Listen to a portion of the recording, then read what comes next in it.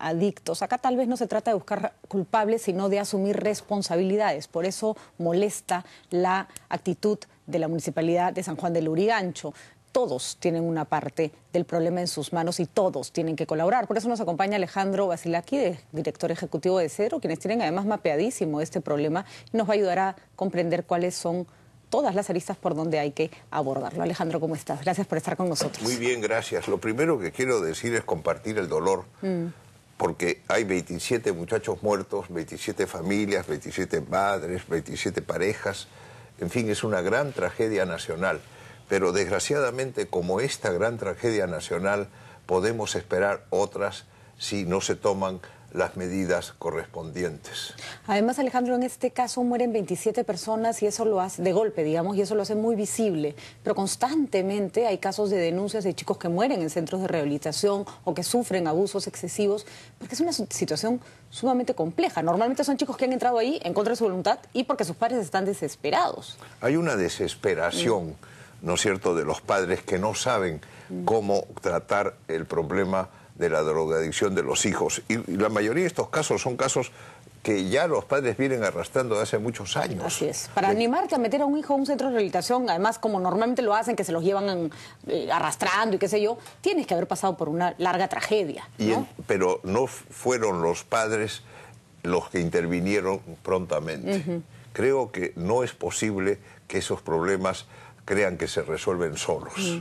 Hay necesidad de trabajar con los jóvenes, con los niños, detectar tempranamente cuáles son estos problemas y tratar de alguna forma de trabajar con ellos. Sin ello, la cosa es muy difícil.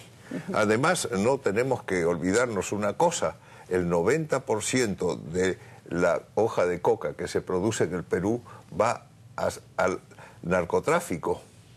Y en el Perú tenemos hoy día quizá la droga más barata del mundo. Un cigarrito de pasta básica no cuesta más de 30 céntimos. ¿Cuánto se ha incrementado el consumo interno en el Perú en los últimos años? Más o menos hemos llegado a un punto actual de cierta estabilización, pero un gran crecimiento en las ciudades selváticas cercanas a las pozas de maceración. Allí el aumento ha sido en algunas de ellas de 400 a 500%. Sin embargo, es obvio que como no estamos hablando de grandes cantidades, esto no altera los porcentajes nacionales. Sin embargo, lo que no figura en la estadística es una tragedia espantosa para una familia, porque además el PVC es sumamente adictivo, ¿no es cierto? Así es. Nosotros pensamos que deben haber no menos de 100.000 adictos. No. Y el 15% aproximadamente de los que alguna vez prueban drogas cocaínicas caen en el problema de la adicción.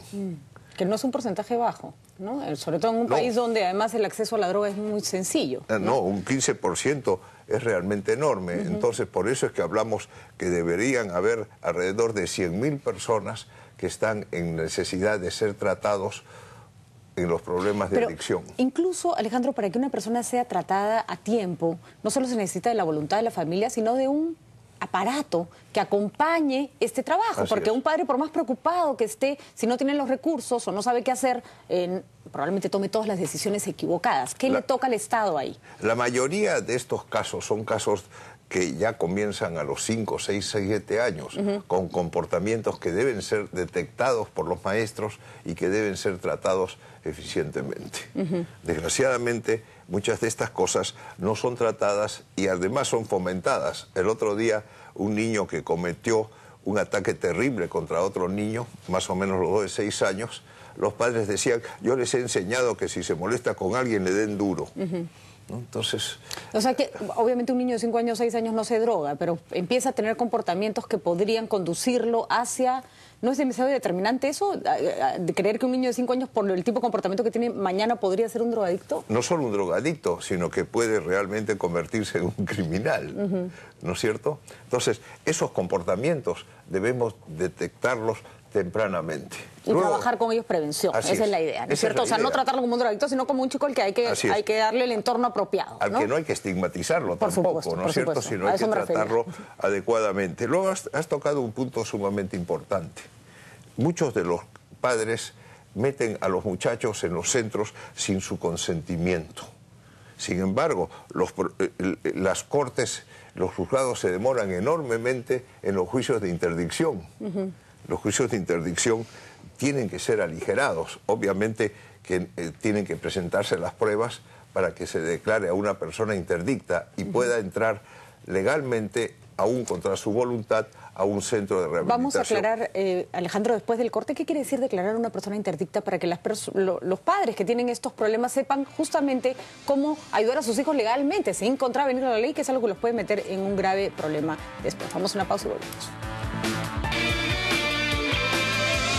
Seguimos en Más que Noticias. Alejandro Basilaki, director ejecutivo de Cedro, nos está ayudando a comprender el problema de la adicción de ciertos jóvenes que lleva a las familias a veces a tomar decisiones equivocadas o simplemente a no haber trabajado previamente para justamente prevenir y que los chicos no lleguen a un punto en que a veces el retorno ya no es nada sencillo. Alejandro, hablábamos de la necesidad de detectar ciertas conductas riesgosas en chicos que en realidad, con un buen trabajo de prevención, de apoyo a la comunidad, chicos en ambientes sanos suelen ser chicos mucho menos propensos al consumo de drogas. Y las tutorías en los colegios, ¿no es cierto? Habría que dedicar y adiestrar a los tutores en los colegios a la detección temprana. Y además que los chicos tengan espacios donde encontrarse sanamente, ¿no es cierto? El deporte, las actividades comunales. Hay que abrir los colegios los fines de semana. Así es, algo tan elemental, ¿no? ¿No es cierto? Ahí hay excelentes instalaciones que deberían ser puestas al servicio de la comunidad. Yo sé que todo esto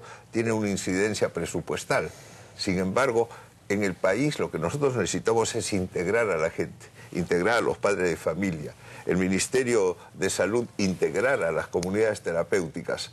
No es posible que nosotros vivamos en compartimentos separados, compartimentos estancos. Por ejemplo, se habla mucho de la salud mental, ciertamente, pero la salud mental no es únicamente problema de un ministerio, es un problema de la nación. Por supuesto, de todos, ¿no? ¿No es cierto? Y que todos debemos colaborar a ella. Ahora, ¿cuántos...? Lo dicen, por ejemplo, los especialistas del Noguchi, además lo vemos todos los días, personas que están deprimidas, que tienen problemas de salud mental, que a veces no es que la droga genere ese comportamiento, sino que la droga se vuelve un refugio de ese tipo de comportamiento. ¿Qué posibilidades tiene una persona común y corriente de acercarse a recibir ayuda de esa naturaleza? Bueno, realmente ayuda de esa naturaleza existen varios centros del gobierno que así la brindan. Y creo que la gente debería acercarse para poder tratar este tipo de problemas. Pero 700 camas para adictos versus 100.000 adictos es como poquísimo. Lo que pasa es que tienes que ver que hay otro tipo de tratamiento, ¿no es cierto? Están los tratamientos ambulatorios. Además, otra cosa que no has mencionado es que no existen instalaciones para mujeres. Así es. No hay una sola cama para mujeres. No hay Asume que las mujeres no nos drogamos un poco. Así es, ¿no? ¿Cierto? Es un poco esa asunción. Cuando en realidad, por ejemplo, el consumo de digamos, drogas legales como antidepresivos y pastillas es altísimo en mujeres. El alcohol y el tabaco, hoy día más o menos las mujeres están consumiendo como los hombres. Entonces, ya el problema ese que se decía que las mujeres no consumían, ya ese problema casi no existe. Pero lo fundamental está en que hay que ser inclusivo. Ser inclusivo significa que, por ejemplo, el Ministerio de Salud norme lo antes posible su relación con las comunidades terapéuticas. Una de las cosas más importantes es, por ejemplo, el Ministerio de Salud debe tener hoy día, no sé, unos 170 psiquiatras, de los cuales en Lima deben estar 160 y el resto, los otros 10 o 15. O sea que el resto del Perú puede morirse de la angustia y nadie los va a atender. En todo el país. Y entonces tienen que incorporar dentro de la normativa que los psicólogos clínicos debidamente adiestrados también pueden ser directores de comunidades terapéuticas. No sé si existe una estadística al respecto, Alejandro, pero ¿en cuánto tiempo un chico que prueba, por ejemplo, una droga cocaínica puede volverse un adicto problemático? No sabemos. No sabemos. Una vez un muchacho panameño, que lo encontré en Lima, me dijo, ayer consumí pasta básica y me di cuenta que nunca más en mi vida la podría dejar. Ese es un caso excepcional. O de repente no. O de repente si le preguntamos a los demás les ha pasado igual, enganchan rápido, ¿no? Así es. Entonces, esto puede ser muy variado de acuerdo con las personas, ¿no? Carlos Alberto Seguín hablaba del yo débil. Y el yo débil significa que esta gente, muchos de ellos, simplemente al comenzar a consumir las drogas, caen casi inmediatamente en el problema de la adicción. De la adicción. Ahora, Alejandro, normalmente una persona que ya requiere internamiento es una persona con un grado de adicción muy avanzado. Y eso implica un tratamiento costoso. ¿Qué cosas, o sea, una persona que es recluida en un centro de rehabilitación, qué tipo de tratamiento debería recibir mínimamente para apostar a una curación? Mucha gente habla del proceso de la desintoxicación, que es quizás lo más sencillo. El gran problema es el proceso posterior que permite que la gente deje de no solo de consumir, sino que pueda tener un tipo de vida totalmente diferente. Las estadísticas nos cuentan que alrededor del 40-50% de las personas son exitosas en su tratamiento cuando esto es bien llevado. Y estamos hablando de asesoría psiquiátrica, de uso de psicofármacos para combatir probablemente problemas de ansiedad o de consumo, además de la alimentación y el alojamiento. O sea, si a estas personas les están cobrando 40 soles mensuales por el tratamiento de sus hijos. Es imposible. Otra cosa que es imprescindible en una comunidad terapéutica es que hayan turnos de 8 horas. Es imposible dejar a estas personas solas. ¿La religión por sí misma cura una adicción? En algunos casos sí, ¿no es cierto? San Pablo, que el camino a Damasco se convierte, ¿no es cierto? Entonces, en algunos casos sí. Yo no creo que la religión sea la terapia más adecuada, pero para mucha gente lo es.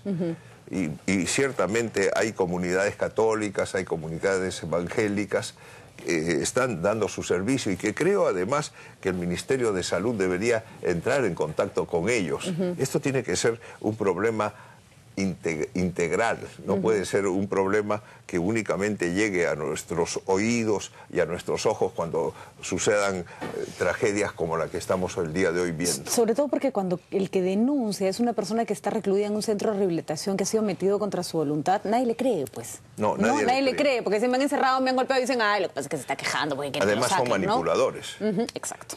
No son los porque grandes. Además son personas que mienten mucho. Así son los grandes manipuladores. Y entonces los corazones de las madres, ¿no es cierto? Ay, cómo no, imagínate, ¿no? Qué pena. Qué pena ver a un hijo en esas circunstancias. Así es, ¿no es cierto? Entonces, las madres, pues, creen a sus hijos a pie juntillas y hacen lo posible por sacarlos. En la mayoría de los tratamientos, lo que se busca es que en los primeros meses haya cierto aislamiento.